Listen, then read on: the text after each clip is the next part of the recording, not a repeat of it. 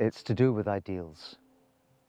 The ideals that we can be self-sufficient in our tooling, in our ability to grow our food, in our ability to look after ourselves, to maintain our health, to live in a rural environment, essentially, outside of the services of civilization. So Belfiore grew in those ideals, and I've spent 18 years as a craftsman living these ideals here.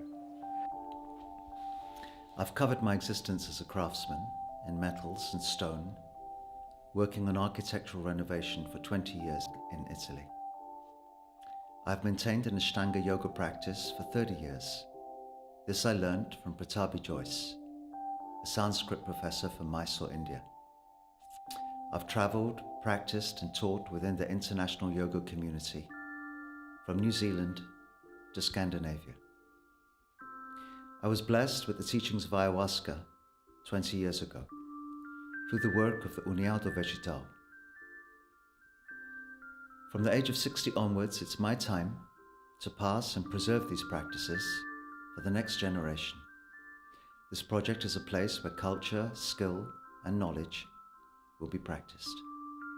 Casa Belfiore is a creative restoration of an 18th century watermill and farmhouse, 450 square meters of architectural masterpiece and renovation, set on 2.5 acres of arable land with oak and chestnut forests, seasonal river and swimming lakes. For many years, the project has undergone massive renovation efforts. We've moved infrastructure, roads, drainage of the mill, entry of services to all the buildings. All internal structures, beams and roof replaced. All the principles of organic architecture, of organic design, of use of space for a community of 16 people, a yogashala of 70 square meters, a new kitchen block, a technical room that will govern the heart of the house, the underfloor heating systems, 7 bathrooms. I can't do it alone. I've reached the level of 90%. The rest I have to give away. I have to trust. So this is what 90% means. Whole trees, 9 meters long of oak, went in to put the structural ceiling back. So let me show you some of the more intimate spaces in the house. Come. On the insulation walls, we're going to add a fiberglass net and clay and straw and lime for the second coat. And then with hot sponges, they'll be worked in.